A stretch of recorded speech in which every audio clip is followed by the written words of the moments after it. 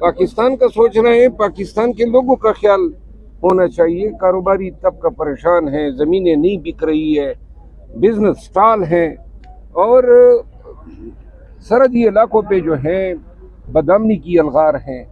तो लिहाजा क्या इसमें बुराई है कि तमाम स्टेक होल्डर मिल बैठ के ये सोचें कि खान को जेल में बिठाने से क्या 1.5 साल में कोई मकसद हासिल हुआ, माँ सिवाय इसके कि खान पाबंद सलासल रहा। कीमत क्या देनी पड़ रही है? पूरा पाकिस्तान पॉलिटिकल इंस्टेबिलिटी का शिकार है, पूरा पाकिस्तान जो है वो गैर यकीनी सूरत हाल का शिकार है। फिर खान को जेल के हवाले से जो कीमत आपने अदा की, खान को आपने शोहरत और पब्लिक की कबूलियत के अरूज पे पहुंचा दिया है। जितना ज्यादा जेल में रखोगे, जो रईस है पाकिस्तानी जो हैं, जो खान के से पॉलिटिकल अदावत रखते हैं, वो भी खान के पीछे खड़े हो रहे हैं। आप समझते हैं कि गुज़िश्ता जो हमारे सियासतदान हैं, पीपल्स पार्टी के हैं, नून लीग के हैं, उन्होंने भी लंबी लंबी जेलें काटी हैं। खान साहब अगर 1.5 साल के लिए गए हैं तो ये इतनी ज़्यादा शिद्दत जो है, पीटीआई सड़कों पे आना, ये जो तशद्दुद जो वाक़यात होते हैं, इनको ख़त्म करना चाहिए। एक वे फॉरवर्ड निकालना चाहिए जिसमें खान साहब जो हैं वो बाहर निकल आएँ। देखिए, पीपल पार्टी और PMLN और तमाम सियासी पार्टियों की तमाम तादाद जमा कर लें, 50 से ज़्यादा नहीं है जिन्होंने जेल देखा होगा, ये जेल काटी है। यहाँ तो आधा पाकिस्तान अंदर है। 5000 लोग तो सिर्फ इस्लामाबाद में गिरफ्तार किए जो 26 नवंबर के वाक़यात हैं। फिर कभी इस तरह भी पाकिस्तान में हुआ है कि जो रैली निकाले या बीच चौकाएं तो आप उन पर गोलियां बरसाएं। यानी कभी नून के साथ, पीपल पार्टी के साथ, किसी भी सियासी पार्टी के साथ पाकिस्तान की तारीख में इस तरह नहीं हुआ है। तो लिहाजा ये आपने कहना कि जी पहले उन्होंने जेल काटी है, उन्होंने जेल काटी है, अगर गलत काटी है तो ये जुल्म है, मजम्मत करता हूँ। लेकिन इसका ये मतलब तो नहीं है कि आप उसकी सजा देने के इवज़ पूरे पाकिस्तान पे जो है लाठीचार्ज करें, पूरे पाकिस्तान के लोगों के घरों में घुसे, लाखों लोगों के घरों में ये घुसे हैं, लाखों PTI के वर्कर गिरफ्तार हुए। ये इसका मवाजना बनता नहीं है। सिविल नाफरमानी की तारीख कि जो जनरल फैज का एहतसाब किया है एक इदारे की जानिब से, क्या बाकी इदारों में भी ये एहतसाब का सिस्टम शुरू नहीं होना चाहिए? मेरा ख्याल है कि ये एहतसाब काफ़ी देर से इस इदारे में शुरू हुआ है और तमाम इदारों में होना चाहिए, अदलिया में होना चाहिए। और अगर जो फेस पे जो इल्ज़ामात है वो बड़े संगीन है।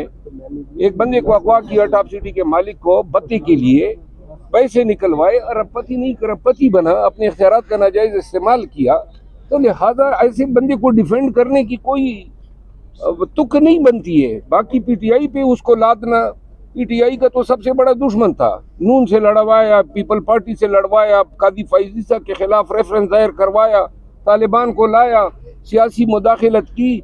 आज ये जो नून और ये तपे हुए हैं, काम इनके और बाजवा के थे और सख्ती जो है उनके तमाम तो घरों हमारी तरफ है। वो खुद भी अच्छी तरह समझते हैं कि इनको लगाम किसने डाली हुई थी। तो लिहाजा ये जो और अभी ये कहते कि 12 मई के साथ ताने बाने, 12 मई के ताने बाने उनके ऐसे ही मिलेंगे जिस तरह इनको साइफर केस में मिले, इद्दत केस में मिले, यही दड़ाम से गिरेंगे। लिहाजा बेहतर ये होगा कि फैज का एहतसाब अपनी मामलात की हद तक रखे, हमें इसमें न धकेलें। शरफजल साहब, फैज हमीद को जिस तरह की मतलब सजा दी गई, उस वक्त का आर्मी चीफ बाजवा साहब क्या आपके ख्याल में बेगुनाह है या उसको भी सजा मिलनी चाहिए?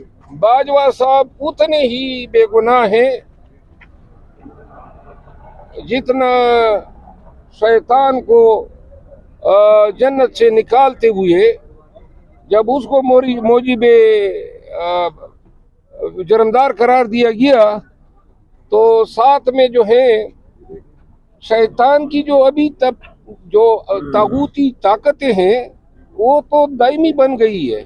बाजवा साहब को क्लीन चिट नहीं दिया जा सकता। ये किस तरह का आर्मी चीफ था जिनको पता ही नहीं था कि उसका DGI क्या कर रहा है, लोगों को अगवा कर रहा है, सियासी मुदाखलत कर रहा है, इंसाइटमेंट कर रहा है, पॉलिटिकल एक्टिविटीज कर रहा है, पैसे बना रहा है। बाजवा साहब को इल्म नहीं था। क्या मिले हुए थे दोनों? मिले, बाजवा को भी कठेरे में खड़ा करना चाहिए। PTI भी मिली हुई थी ना सर, आपके मिनिस्टर हंसते थे और खुद जब उनको मैसेजेस जाते थे हरासमेंट के अपोजिशन को, तो सर PTI के जो मेंबरान थे वो पार्लियामेंट के अंदर हंसते थे। जब हम उनसे सवाल करते थे वहाँ हंसते थे, अगर हम सख्त सवाल करते थे तो उससे भी हमें कॉल्स मुख्तलिफ करवाई जाती थी दफातर में। आप समझते हैं कि ये भी गलत था? आपने फिर उन कॉल्स पे कोई अवाम हमने बिल्कुल कहा, हमने चलो, बिल्कुल अच्छा कहा, उस वक्त किया। हमारी बात कोई नहीं सुनता था। आपकी जुर्रत को सलाम। और मौलाना फजल रहमान साहब के साथ मिलकर पाकिस्तान तहरीक इंसाफ एहतजाजी तहरीक चला रही है। अल्लाह करे हो जाए, लेकिन मुझे तो कोई उम्मीद नजर नहीं आ रही है। सर आप क्या समझते हैं सिविल नाफरमानी की ये जो तहरीक है ये होनी?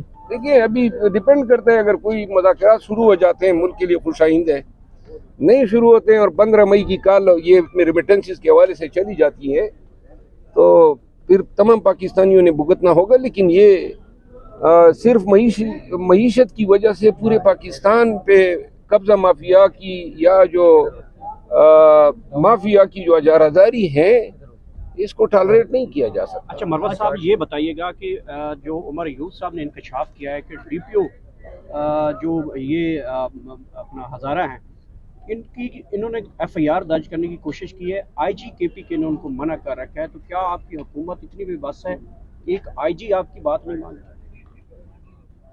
देखिए आईजी और ये तमाम उसी दौर के लोग हैं, मरकज का इख्तियार है लगाना और हटाना, नहीं मान रहे हैं, हटदर्मी हर चीज़ में। हमारी अपनी हुकूमत जो है केपी में जिन मसाइल का शिकार हैं, अब क्या करें? मतलब ये है कि या तो फिर ये करें कि जी कहें जी कि आईजी को जनाब सरेंडर करते हैं, कहेंगे ये 18वीं आईनी तरमीम का गलत इस्तेमाल हो रहा है। बहरहाल बहुत सारे मामलात में अभी तक हम बहुत सारी चीज़ों पे डिपेंडेंट है। शेर अफजल साहब आपने गिलास पकड़ा हुआ है, क्या कहेंगे इसमें? क्या है, लोग तो अमूमन रात को पीते हैं। अब पीने की बात आ गई। यार मेरी बात सुनो, आज सुबह से आप लोगों के सवालात बड़े गलत हो रहे हैं मुझसे। उधर भी कोई साफी मुझे कह रहा था कि आप साफी बन गए, नजूमी हो गए हैं। नजूम से हमारा क्या ताल्लुक है? ये यार मैं काफ़ी का शौकीन हूँ और मैंने ज़िंदगी में जो है ना जिस चीज़ की तरफ आप इशारा करते हैं, लंदन में रहा हूँ सालों, लेकिन मैंने इन चीज़ों से हमेशा परहेज किया है। मैं आज़ाद कश्मीर से आया हूँ। तो यार मैं पहले इनसे बदर बात करूँ और कोई बात। Thank you so much.